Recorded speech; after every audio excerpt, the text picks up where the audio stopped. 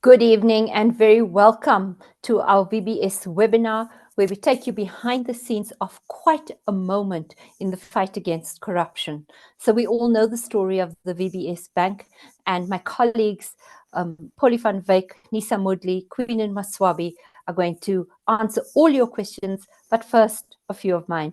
Very welcome, colleagues. So I feel in the VBS chairperson, Tshifhiwa Matodzi's statement, witness statement and plea deal, that we finally have a smoking gun. Although, Pauli, I know that you provided many for us.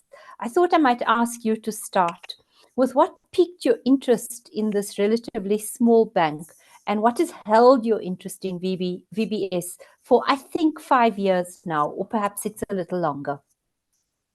Yeah, it starts to be 6 years now. It's a long time. So, Ferial, thank you. I first saw colleagues at City Press writing about this, and I started wondering, how do you, and this was in 2017, before the bank was put under liquidation, and so there was just an inkling that something is wrong after the curatorship. And Devald van Rensburg and Sipho Mosando was writing about it. And I was wondering, how do you steal a bank that's so well regulated, supposedly, into insolvency? And that stayed with me. And those nerdy questions always piques my interest. And then a strange thing happens. Suddenly, Floyd Shivambu started attacking Ishmael Mamoniat in Parliament. That was the non-Indian and non-African comment that everyone spoke about, and it was strange because we couldn't understand what the political move would be behind it. And that triggered a number of sources to whisper to me, the ANC and the EFF had something to do with VBS, but there were more. There were auditors and PIC people, and a lot of people that kept the secret. And for an investigator like me who follows the money, that is a complete dream. And at the time, you will remember that the EFF specifically were heavy on their anti-corruption campaigns. They just got President Jacob Zuma out in February that year, and then Nhlanhla in later that year. It was, I think, a day or two before we received the Mutau report that investigated the crimes at VBS. And then lastly, the woman that was sleeping outside the bank on the stoop for 2 nights in the cold in Thohoyandou. And I just thought, justice need to be done here. And Pauli, so you wrote those fascinating series where you really showed how the money flow happened by using the credit cards of the EFF's linked companies. That's a very broad summary, and showed how they were spending wildly on that. How did you put that story together, and what pressure did you come under? Yeah, so the pressure was intense, mostly because you're always worried about making a mistake. And the chance of making a mistake there was quite big because there's so many facts and so many fine-tuning to do. And I mean, if you make one small mistake, it will be the end of you as a journalist. But that specific investigation was just following the bank statements. Is what the bank statements tell you. Where did the money go? Painstakingly, like I became the spreadsheet queen, Farrell. Everything I retyped into spreadsheets, analyzed it for weeks.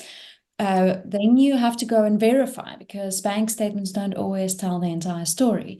You have to verify, you have to ask questions. There are unfortunately secrets that I still to this day haven't solved. So there's so much more, I think, that the Hawks and the prosecuting authority can tell us that I never could solve those secrets. So even though we at Daily Maverick did show a lot, there's so much more that we still don't know. Neesa, let's pick it up with you. So last week, the witness statement of Tshifhiwa Matodzi comes out, and it's the plea deal. It gives us a lot. It's a gold mine, I feel.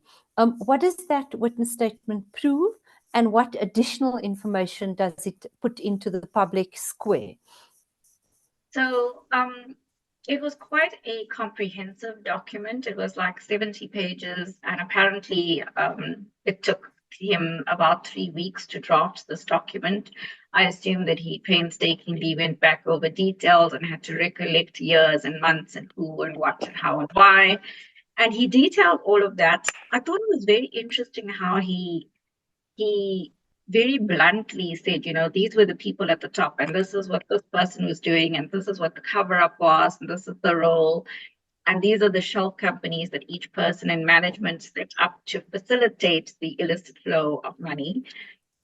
But then when it came to his family, his writing changes almost a little bit. It's a little bit like, my mom had these companies, but she was a director, but she didn't know anything. I did everything, and he tries to assume responsibility. It was a little bit sad in a way. You found it sad. What kind of person does he come across as? Does he feel genuinely apologetic and ashamed by what he did? No, I think initially he outright blank denied that he had anything to do with it. He tried to deny culpability, and now he's come forward, and I suspect he's only come forward with a statement now because there's something in it for him, i.e. probably a reduced sentence and maybe even leniency for his family members. And there's some very startling allegations, specifically the one against Dondo Mogajani, who's the former Director General at Treasury. And you have to wonder, this seems very much to be a person who was operating all along for his own gain. He had no thought about what he was doing. He understood fully what he was doing as a chartered accountant, but there was no real remorse. And I don't really see that remorse in the statement, other than one brief paragraph at the beginning. Thank you very much. So, Queenin, I'm sure that you've also been reading the statement, and as a political animal, I mean, politicians are front and center this story. There's obviously, as Pauli has followed for many years, the EFF leaders, Julius, Malema, and Floyd, Shivambu, but there's also in the senior leaders of the ANC in Limpopo, like Danny Masiza. There is William Kize, the former health minister and former treasurer general of the ANC, who is said to have also received some of the VBS money. Do you think that there will be political ramifications from this story? I think at this point, each political party is really backing their members. Shockingly, we've been hearing from Dalim Bofu, who's had a roadshow on most television and radio stations about the matter. And I've been tracking all of his interviews. What's been very interesting to me particularly is how Dalim Bofu has had to do some verbal gymnastics. Initially going on Newsroom Africa and saying that and defending the possibility that the EFF might have received this money, saying yes, they did receive it, but the money does not necessarily equate to a bribe. And when we look back and see the reason why it could be a bribe is because obviously the EFF was really speaking sharply against the loan that VBS had given to former President Jacob Zuma, and all of a sudden they themselves are then involved with VBS, and all of a sudden they are quiet about it. So it's been interesting to see how parties are handling it. In terms of the ANC has its step-aside rule, and they are very clear on the fact that members need to be charged first. So at this point, it seems their hands are tied, but the ANC in Limpopo did mention that they would be having a provincial executive committee meeting where they'd be discussing not only Danim Caesar, who's the former treasurer of the province, but also Florence Radzelani, who's the current deputy chair of the province, the ANC in Limpopo, and is also an MEC in the province. So this is very serious, but we'll have to see how it plays out throughout. Thank you. Pauli, I remember the day after the investigation broke, I happened to be at an EFF press conference for another reason, and you were there as well. My goodness, you came under a lot of heat and fire. And also I remember some kind of jocular responses from our own colleagues. What was it like sitting there that day, and what were they telling us? If you can just go back a little bit.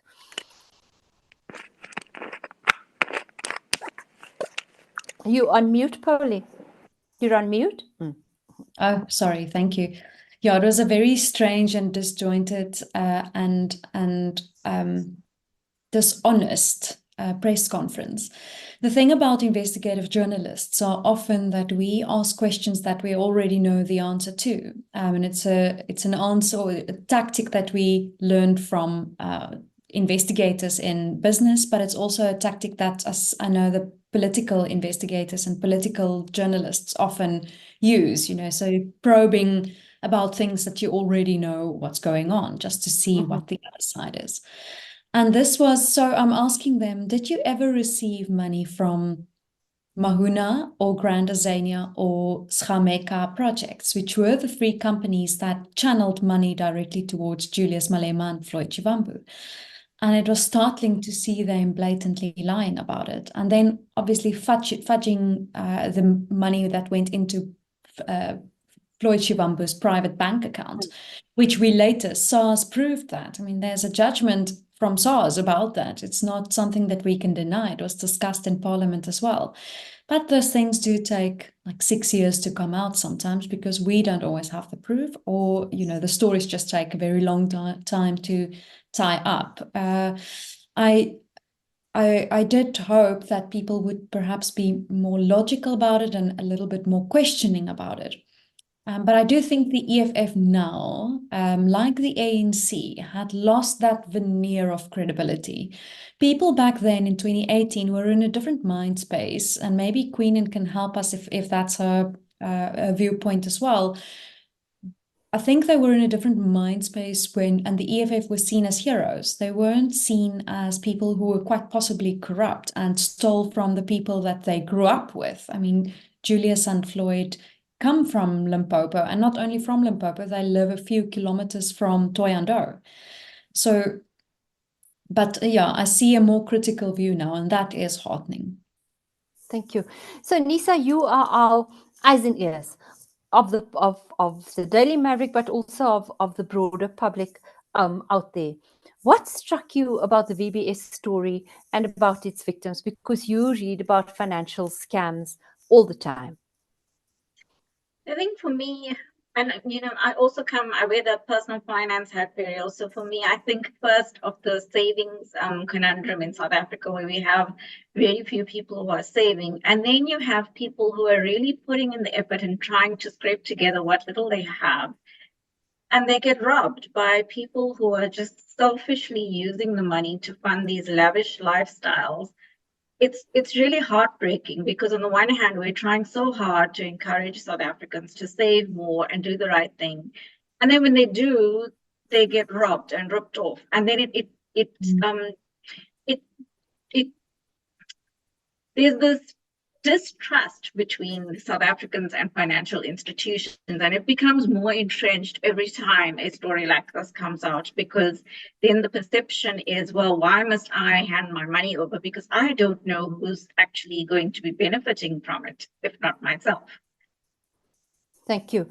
I wanted to get that on. For any of you, before we move to our audience questions, in an ethical, moral and political universe, what should happen? I mean, what should the response of the EFF and the ANC be to a case like this, where the poorest South Africans, and I read a very evocative interview with the founding director of VBS, and he said he felt that Mr. Matodzi should have received a much bigger sentence than the one that he has ended up, because they themselves felt so cheated and shamed by what had happened to ordinary people and to people's money, municipalities' money in Limpopo and elsewhere.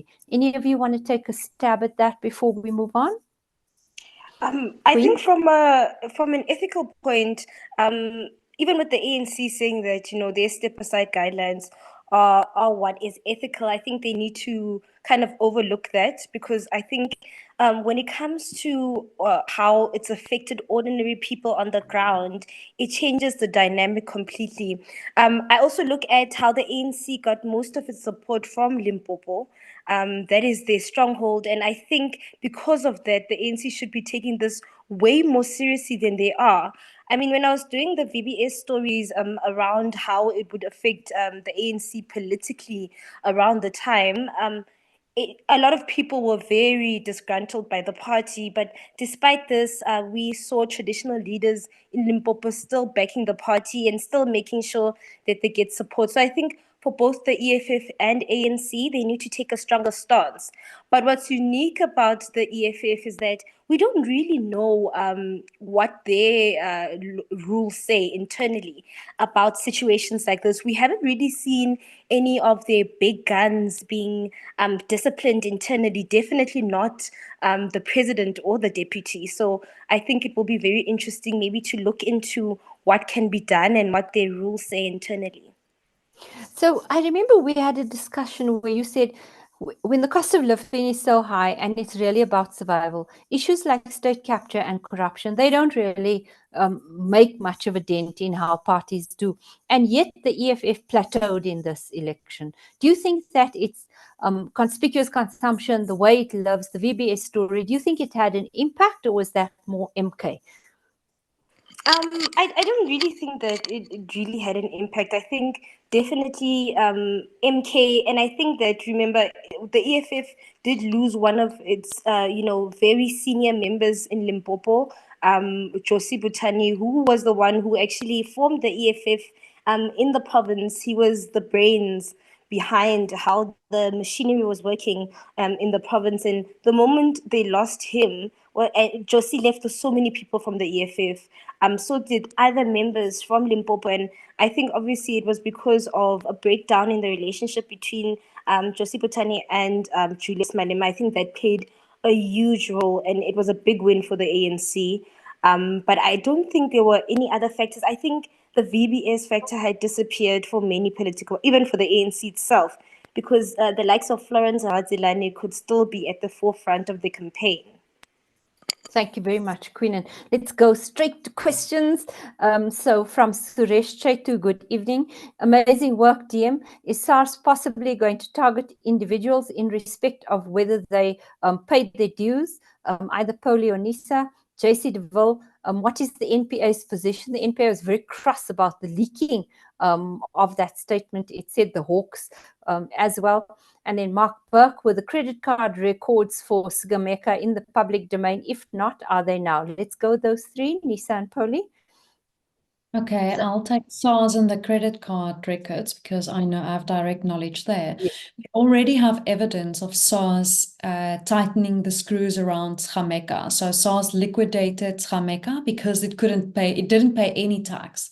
And so it got liquidated. And then SARS followed the money towards Grand Azania, and the same thing happened. It couldn't pay its tax and it was liquidated.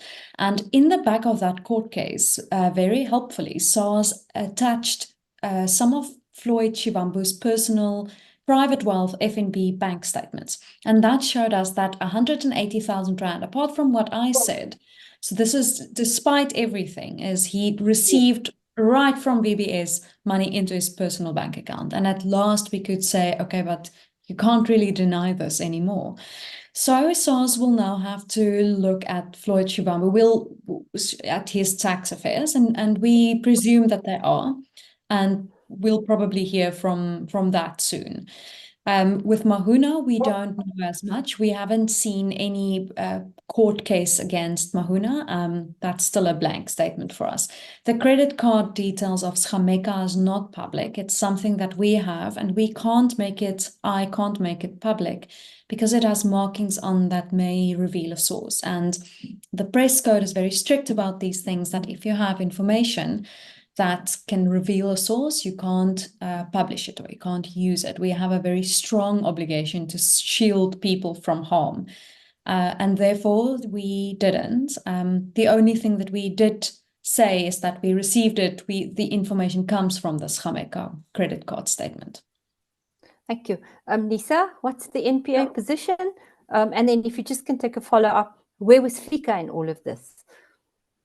Well, that's a very good question. So the NPA position is that they're very upset about the so-called leaked document. But I think one of our viewers actually points out the alternative view that if it was an affidavit that was admitted in court at the sentencing, then surely it's part of court records. And then how leaked is it, or was the NPA so naive to think that nobody would look through the court records and see this document?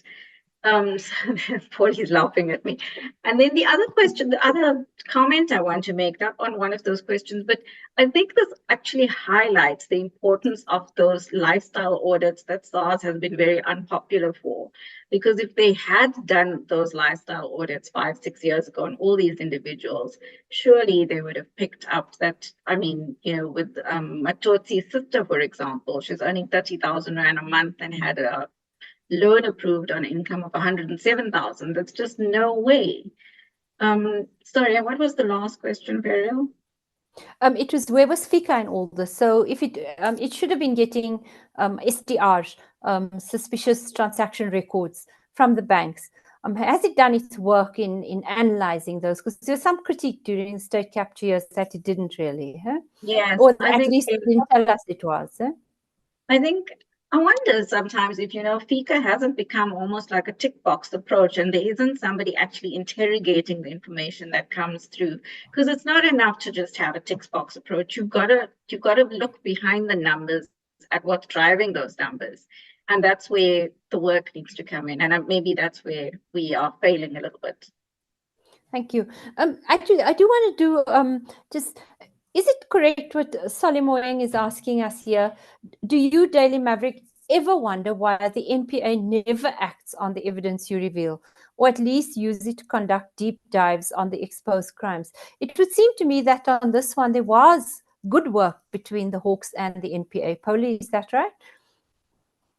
Yeah, I think so. In this case, there's also a private-public partnership going on, and that's clearly very helpful. So just a background on that, the Reserve Bank appointed advocate Terry Mutau and law firm Worksmans to do the initial investigation for the Reserve Bank. And it was an investigation to inform whether allegations of corruptions were really true.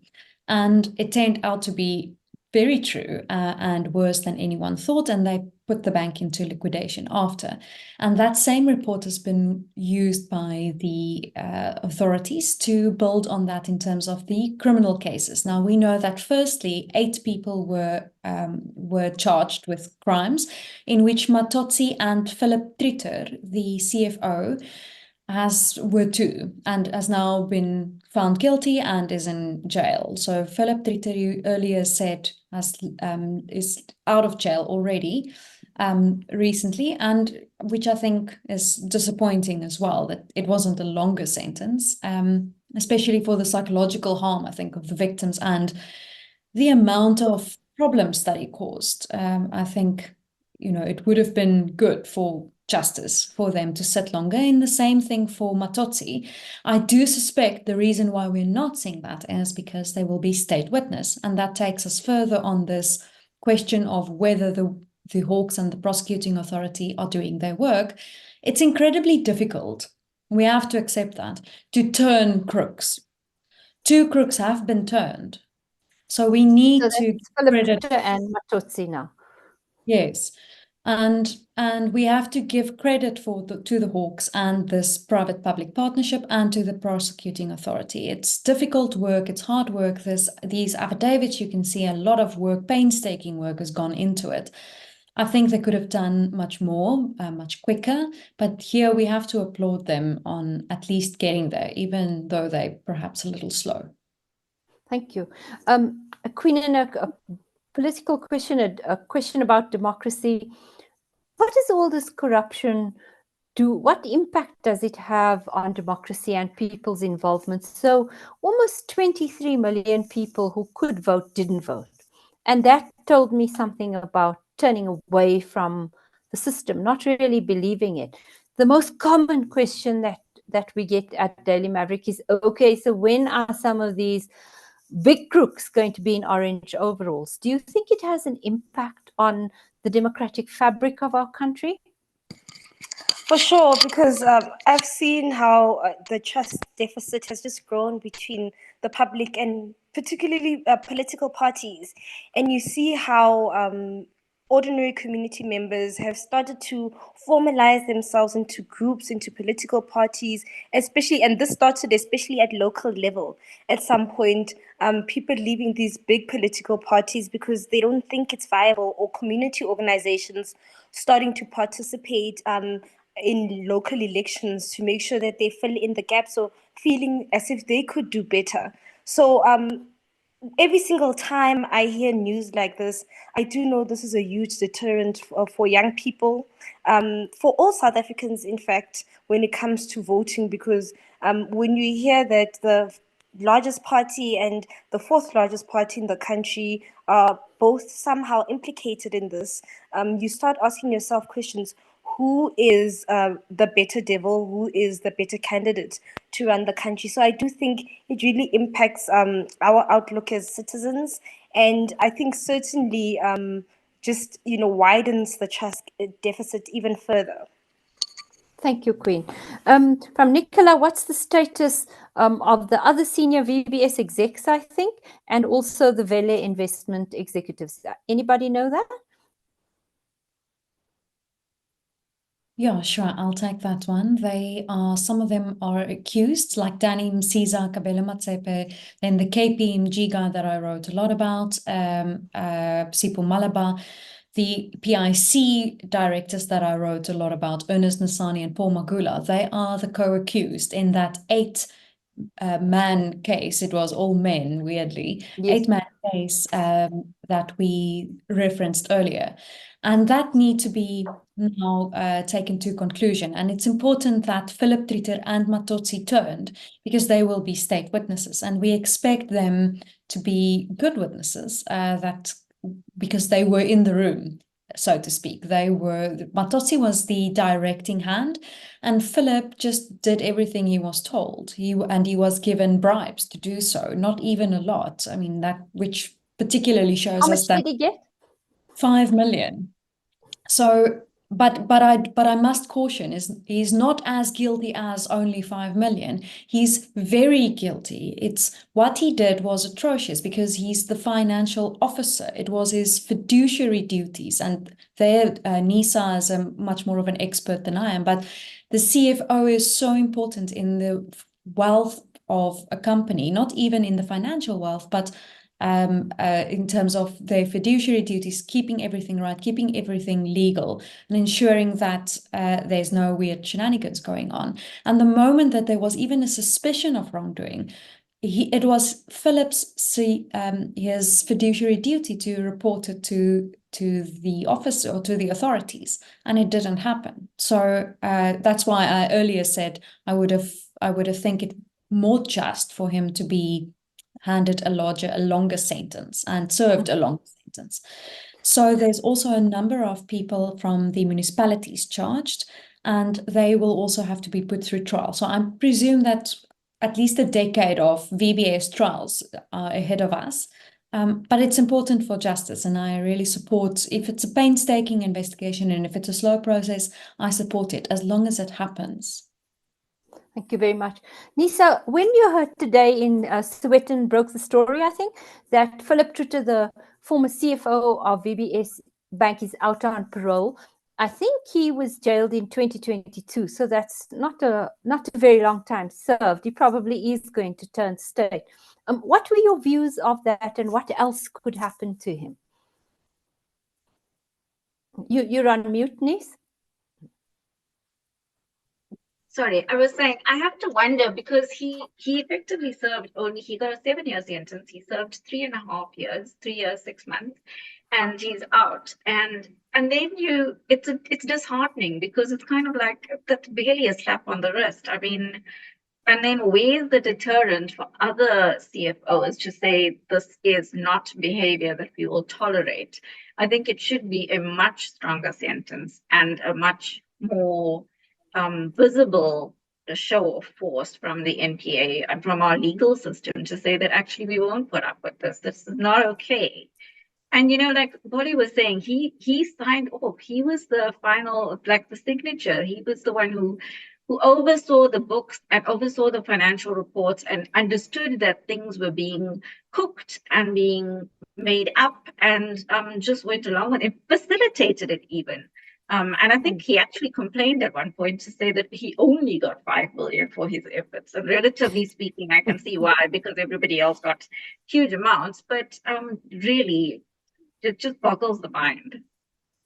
Neesa, what are the other countervailing forces which could also say to him, hey, you didn't do your work here? Is it the FCA? If he's a chartered accountant, I don't know if he is. Would it be SAICA? Who else can bring an action against him to ensure that he doesn't just walk into another cushy CEO's job sometime? So I think it would be SAICA as an industry body, because I'm assuming he would have some kind of accountancy qualification. And then I know that in the financial services sector, usually you get debarred, which means you cannot work as an advisor. And I would hope that there would be something similar in his case, and that this will follow him, hopefully, and he will not be employed in financial services anymore. That's another thing I have to wonder. We always say you have a credit record, and if you're going to work in financial services industry, they look at your credit record, because if you can't manage your own money, then the thinking is you won't be able to manage somebody else's money. So, I mean, what were the checks against all these individuals who were given these high positions of power at financial institutions? And shouldn't there be some record somewhere to make sure that they don't work at another financial service institution down the line? Thank you. Queenin, earlier this year, Julius, Malema and the EFF held that amazing scissor lift rally at FNB Stadium last year, earlier this year, I can't remember, late last year. And people came there from all over the country, and it was the talk of the town. So many DM audience and insiders joining us are saying, does this information get to their supporters? Does it move them at all? Are we doing a good enough job of telling the story right at the political grassroots? Yeah, so I think it's very important for each news agency to really delve deep into the story and, tell it like it is, because it's important for voters to know exactly who they're voting for and what it is they're up to, especially because the EFF has been at the forefront, or it's in its initial stages, was really at the forefront of, fighting corruption and calling out, the former president. They've been at the forefront of the Phala Phala matter, and I think it's only fair that as they have called out other political parties and political figures, I think it's up to the media to really delve deep into it at all levels, I think. And, maybe, publications are different. We have different readerships, but I think when you look at how the media has taken up the story, I do believe that somehow it will trickle down to EFF supporters. They will be aware of this. And I think, in politics, you can never hide such information. It will definitely come up in parliament every now and then. It will definitely be a jab at the EFF every single chance opposition parties or their rivals have an opportunity. So I do feel like the media has a huge responsibility to make sure that people are informed about this and that we are telling it as accurately as possible. Thank you, Queen. I'll stay with you. You covered Limpopo quite a bit. These are the poorest of the poor areas, the poorest municipalities. Tell us a bit about being in all parts of Limpopo. I mean, it needs this money. Yes, for sure. I think, when you look at communities in Limpopo, very rural communities, right? Communities that have a lot of stokvels, burial societies, kind of working together when it comes to finances. And when you look particularly at the direct relationship with VBS, you see how important the bank was for the community members. I mean, especially older people, those who have invested their pension funds into the mutual bank. So, it's communities that really do need the money and were very trusting of this institution to make sure that their money is kept safe. You look also at the kind of communities, as I said before, communities mostly that are in support of parties like the ANC and EFF. Their constituencies being mostly poor black people in the country. So it's quite telling when you look at that, when you look at election results throughout the years, who's voting for the ANC and EFF, definitely people from Limpopo. So yeah, it's quite a clear picture when you look at that and you see the direct link with the bank, how disappointing it is that we are getting such information about what's happening there. Thank you. Pauli, Neesa, several questions about whether we can get the money back. I mean, I think in quite a few cases, that's going to mean liquidating hotels, very fancy clothes. Do we get the money back, Pauli?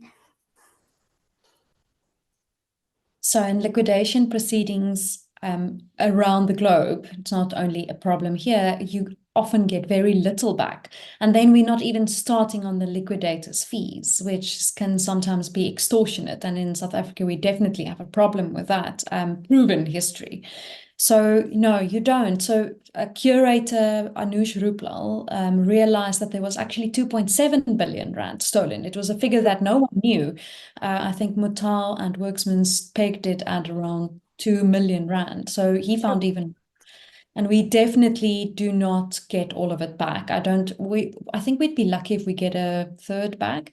What did happen, I think, which was very smart from the liquidator Anush Ruplal, was that he went after KPMG because Sipho Malaba and another auditor just not even missed the problems. They deliberately papered over and received, they were severely conflicted. So they received loans and cash and all sorts of favors to just look the other way. And in the end, they signed off as the outside auditors on fast bank statements, which is criminal, and which is why they are now charged as well.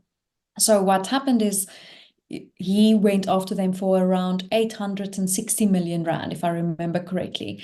And this was Neesa who broke the story. It was her excellent sources that told her that, so it was a secret how much they settled for. And in the end, it was around 500 million, I think, if I remember her story correctly, which is excellent work, because without her, we wouldn't have known what that settlement was. So at least we know we have around 500 million, and then some of the money that Anush could claw back from other companies. Like Brian Shivambu had to pay back 4.5 million rand in a secret contract that he tried to keep, which became not so secret when I published it. And so he did with a number of other people too. Thank you. Neesa, same question, and also from Zoe. Have any of the victims had any compensation, or do they have to wait for the convictions and the recovery of funds?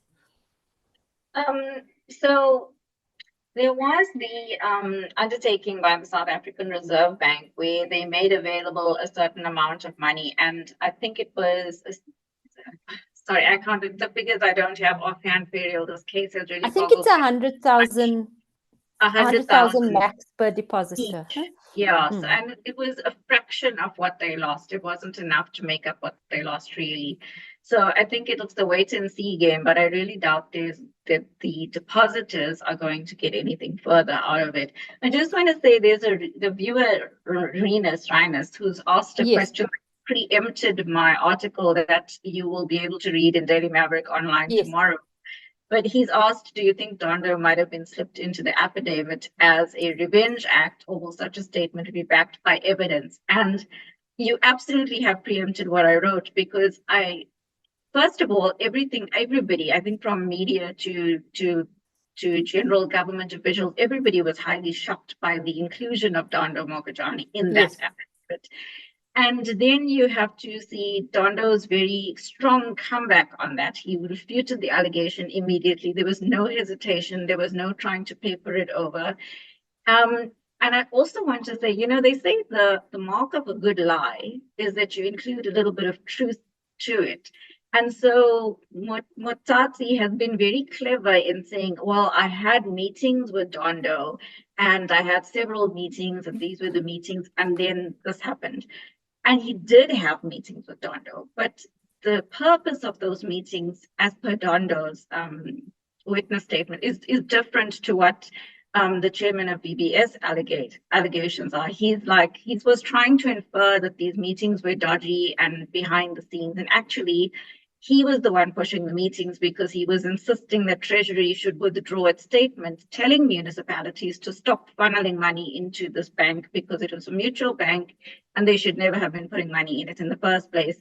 And I strongly feel like possibly Dondo's refusal to toe that line and to agree to that was maybe the apple that toppled the cart. Thank you very much, Neesa.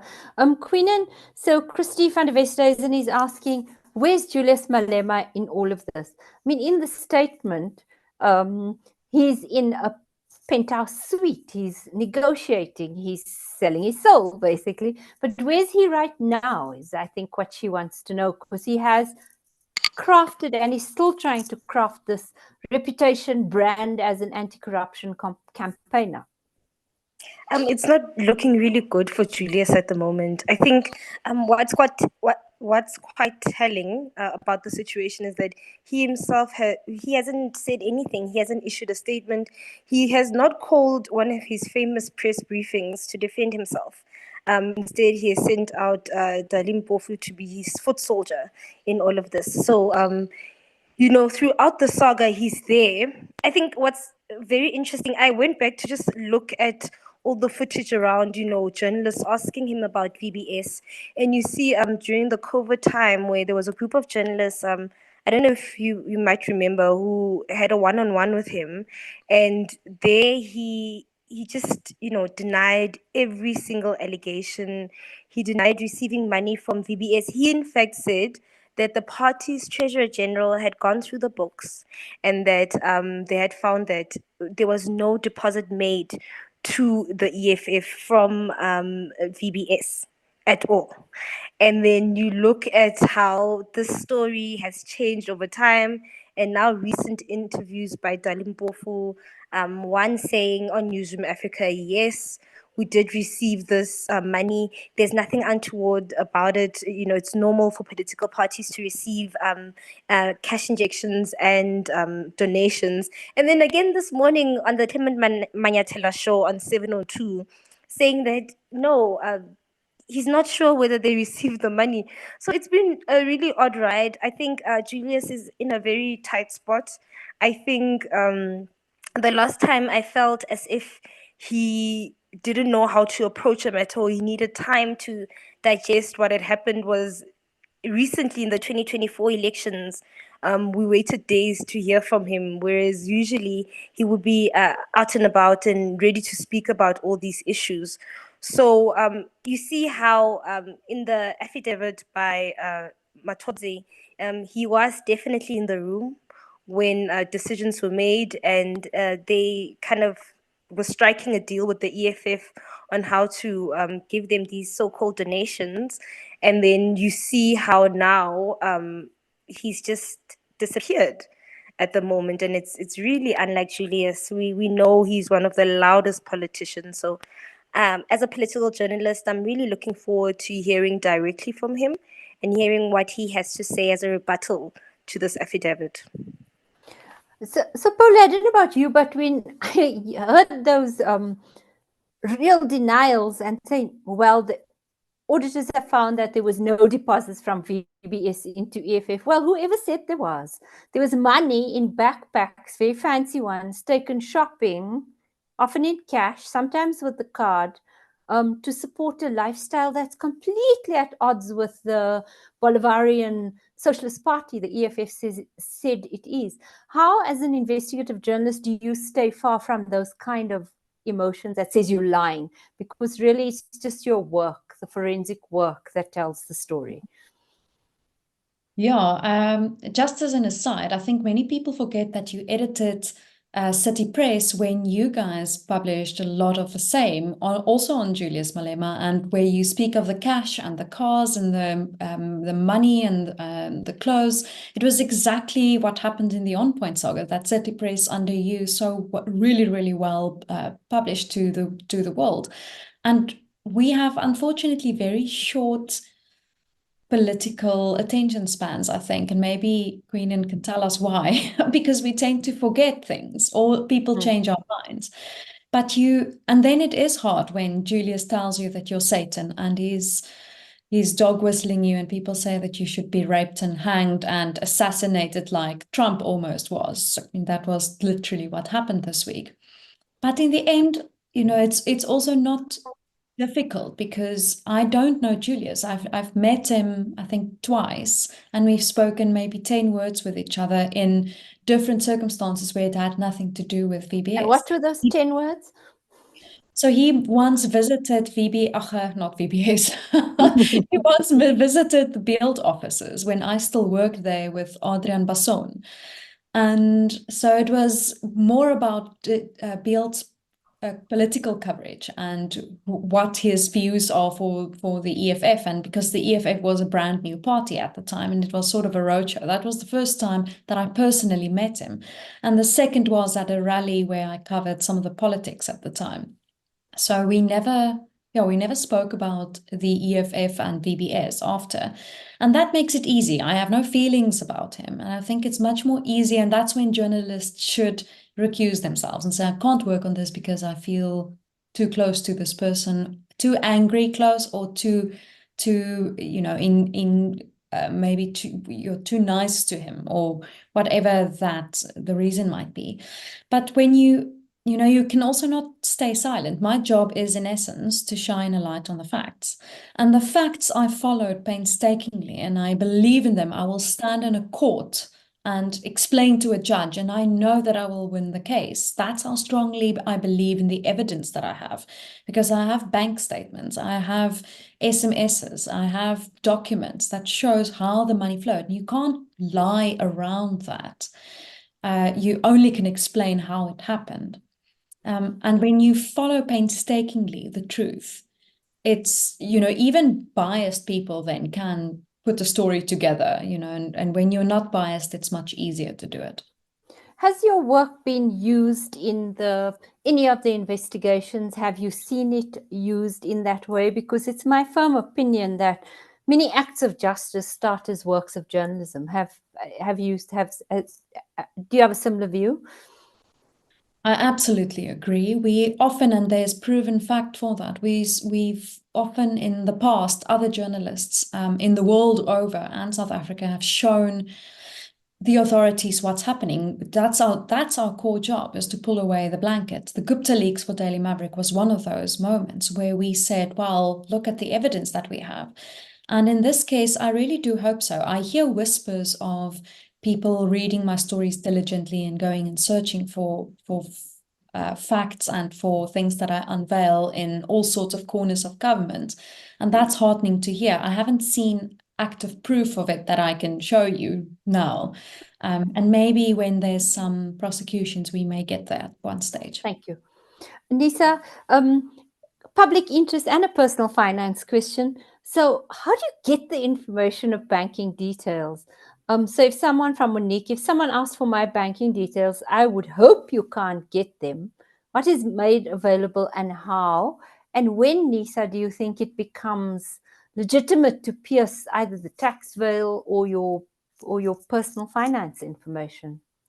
So ideally, your personal information would be confidential, but the tax man has the right to ask, and that's third-party reporting requirements, that if the bank suspects there's something untoward, or if SARS calls and says, look, Neesa's lifestyle audit doesn't match up and we want to see the bank records, then the bank has no choice but to hand those records over. How do you get the bank records? That she'll have to answer. Pauli, you explained those were attached to a SARS case, huh? Yeah, so some of it were attached to a SARS case. And then remember, whenever you have to apply for a home loan or whatever you need to do, you have to attach bank statements. So there's so many times in your own personal life where you give your bank statements away. So that's one way of getting them. And then we have really good sources as well in all sorts of corners. But I must also say to readers, when you are a private citizen, you're a teacher or a doctor or whatever you're doing, it's not it's not acceptable and ethical for a journalist, for example, to just publish those bank statements. And there's absolutely no reason for why we would do that unless you committed a crime and I can prove it. Then I will definitely do so, and then you have a problem. But you have a really strong defamation case against the journalist if they just, or against any person actually, because journalists are members of the public and we operate under the same laws. So yeah, if you haven't committed a crime, you don't have to worry. So that's medical records, bank statements, everything in your private domain, highly protected unless there's a public interest mandate, and big argument to be made. Queenin, question here from someone on our chat line saying, will this benefit the ANC? Because the EFF has obviously stayed outside the GNU. Do you think this is a moment for President Ramaphosa to consolidate his final term and make this GNU work? Because to be honest, he hasn't been that great in his first term. Yeah, I think it is going to benefit the ANC quite a bit. I was even thinking about it now because I've reported so much about David Makura's research into whether they should work with the EFF or DA, and how he has already said that, the EFF is, a walking red flag in many ways, highlighting how unreliable they are as partners and how unethical they can be in some instances. So I felt it was a big victory for the ANC, and that they chose the route that they did with the DA and other political parties instead of choosing the EFF simply because, they seem to have similar policies and seem to be more aligned to them. So definitely a big win for the ANC there. I do think then it does put the GNU cabinet at a better position. The EFF definitely is on the back foot. They were supposed to come in as the strong opposition alongside the MK party in parliament, hold the ANC into account, but now they have to deal with their own controversy just at the beginning of this new administration, which is going to be strenuous on them. So yeah, definitely, I think that it should give the GNU cabinet, some kind of boost politically.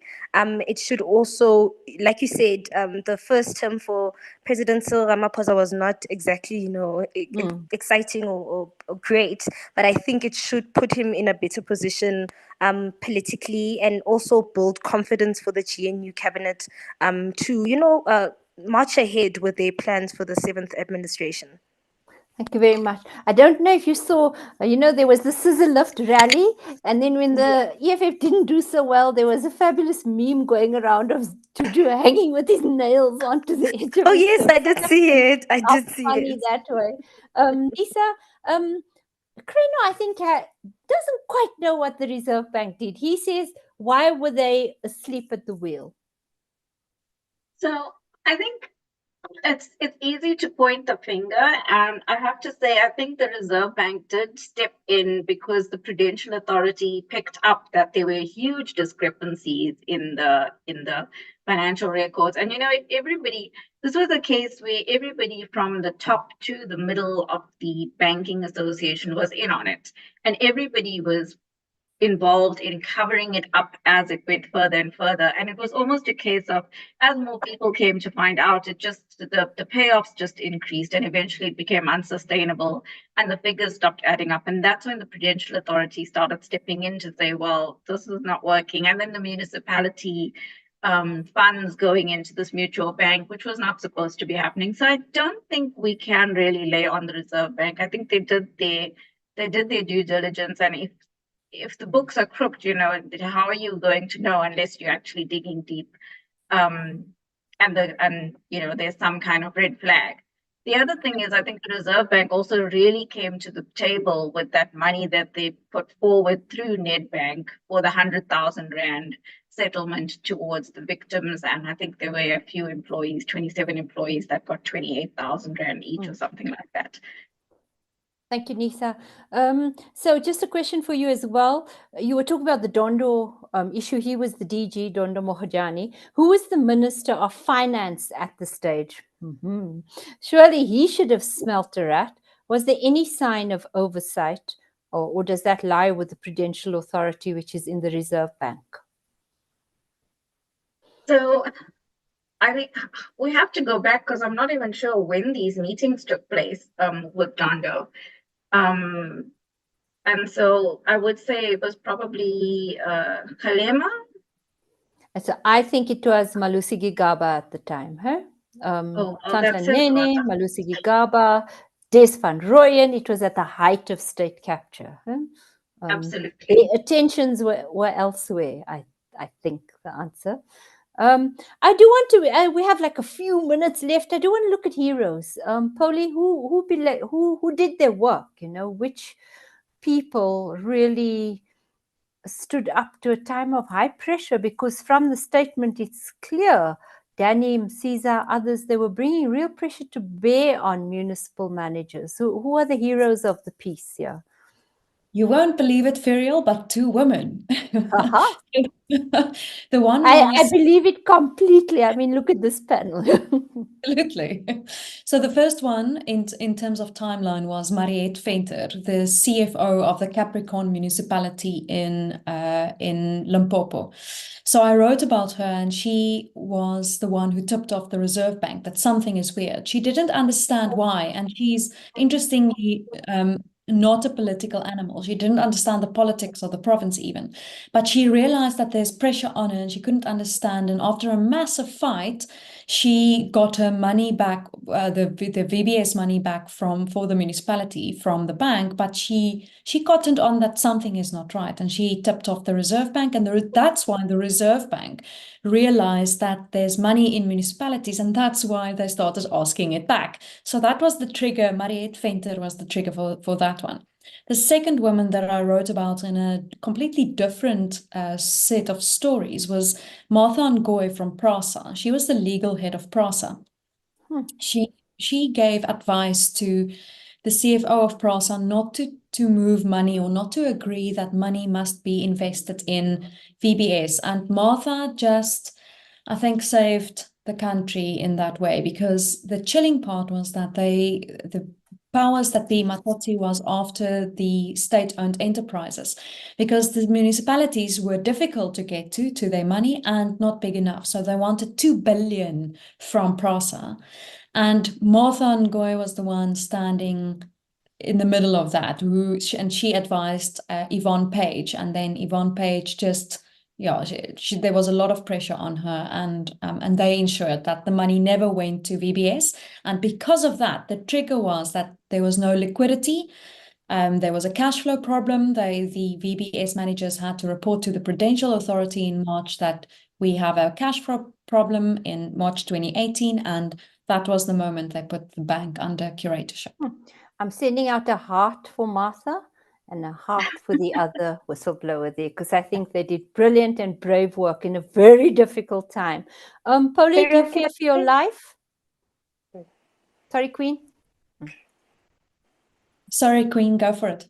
Go, Queen. Oh, no, I just wanted to say the other thing about the Mariétte Venter lady you referring to, I read that she was very important, and I don't know if it was in the affidavit, but it was reflected that because of what was happening in Capricorn, there was a journalist who asked questions around it at one of the press briefings.